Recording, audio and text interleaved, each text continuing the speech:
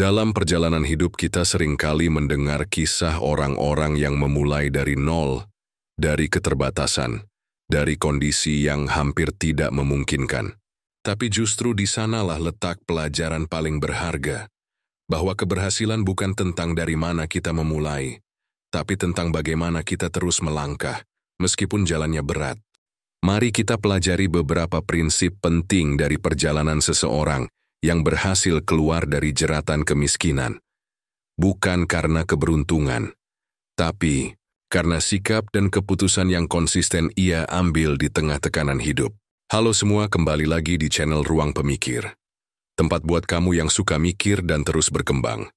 Sebelum kita lanjut ke pembahasan, pastikan kamu sudah subscribe supaya tidak ketinggalan video terbaru lainnya. Pertama, jangan biarkan kondisi saat ini menentukan masa depanmu. Hidup dalam keterbatasan bukan alasan untuk berhenti bermimpi. Banyak orang terjebak dalam pola pikir bahwa jika hidup mereka kecil, maka impiannya juga harus kecil. Padahal justru impian besarlah yang bisa mengubah arah hidup. Seseorang memulai dari desa kecil, dengan penghasilan yang hanya cukup untuk makan sehari-hari. Tapi setiap malam, alih-alih larut dalam keputusasaan, ia membayangkan hari ketika hasil karyanya dikenal luas dan dihargai tinggi. Ia tidak hanya bekerja untuk bertahan hidup, tapi bekerja sambil bermimpi. Pelajarannya, jangan biarkan lingkungan sempit membatasi visi besarmu. Impian harus lebih besar dari realitasmu hari ini, karena dari sanalah muncul alasan untuk terus berjuang. Kedua, kegagalan dan penolakan bukan akhir, tapi ujian kesiapan. Setiap kali ia menyisihkan uang, selalu ada pengeluaran mendadak. Setiap langkah ke depan seolah dibalas 2 langkah mundur. Bahkan ejekan dari orang sekitar menjadi makanan sehari-hari. Tapi satu hal yang tidak ia lepaskan, keyakinan bahwa dirinya bisa lebih. Kamu mungkin pernah berada di posisi ini, ketika usahamu tidak dihargai, ketika orang-orang meremehkan idemu, atau saat hidup terasa seperti terus menguji kesabaranmu. Tapi justru pada titik itulah kesuksesan diuji. Bukan apakah kamu bisa berhasil ketika semuanya lancar, tapi apakah kamu bisa bertahan ketika semua terasa berantakan. Ketiga, jangan takut keluar dari zona nyaman. Ketika peluang besar datang, sebuah pesanan besar yang bisa mengubah hidupnya, ia menyadari bahwa dirinya tidak punya cukup sumber daya. Tidak cukup uang, tidak cukup bahan baku, tidak cukup tenaga. Pilihannya ada 2, mundur dan menerima nasib atau mengambil risiko. Dan ia memilih untuk bergerak. Ia pergi ke kota, menjual produk kecil buatannya, dengan harapan bisa mengumpulkan modal tambahan. Ia menghadapi kemungkinan gagal total, tapi keberanian untuk keluar dari zona nyamannya, membuka pintu-pintu baru yang sebelumnya tertutup. Pesan pentingnya, kesempatan besar jarang datang dalam kondisi ideal. Seringkali kamu harus bertindak sebelum kamu merasa siap. Dan itulah yang membedakan mereka yang terus diam dengan mereka yang tumbuh. Keempat, kadang berkorban adalah syarat untuk naik level. Dalam salah satu tantangan terbesarnya, ia harus memutuskan apakah akan menjual satu-satunya barang berharga peninggalan keluarganya untuk membeli bahan baku.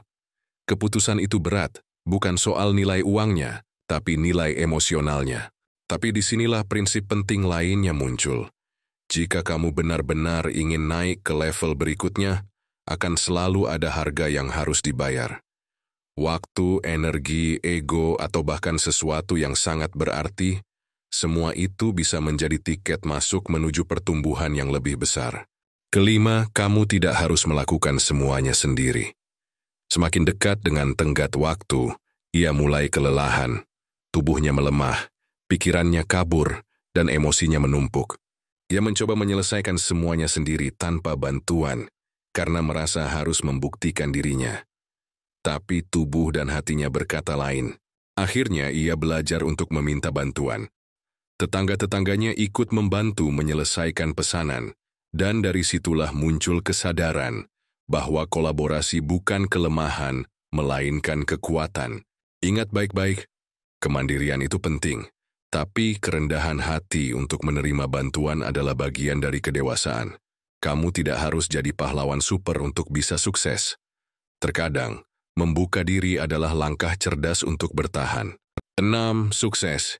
Itu bukan tentang uang saja, tapi tentang keseimbangan. Setelah berhasil menyelesaikan proyek besar, usahanya mulai tumbuh. Ia membeli alat baru, memperluas ruang kerja, dan mempekerjakan orang lain dari desanya. Tapi ada satu pelajaran terakhir yang jauh lebih penting dari semuanya. Sukses sejati bukan hanya tentang pencapaian luar, tapi tentang keutuhan dalam. Ia hampir kehilangan kesehatannya karena terlalu memaksakan diri. Hampir kehilangan kebahagiaan karena lupa istirahat. Dan dari situlah ia belajar bahwa menjaga diri sendiri adalah bagian dari menjaga impian itu sendiri. Perjalanan menuju kesuksesan bukan jalan lurus tanpa hambatan, tapi setiap tantangan menyimpan pelajaran. Setiap keputusan menciptakan dampak, dan setiap langkah, sekecil apapun, membentuk arah hidup kita. Kalau kamu sedang berjuang dengan impianmu, dengan bisnismu, dengan hidupmu, ingatlah ini, berani bermimpi besar, siap berkorban, jangan malu minta bantuan, dan jangan lupa menjaga dirimu sendiri.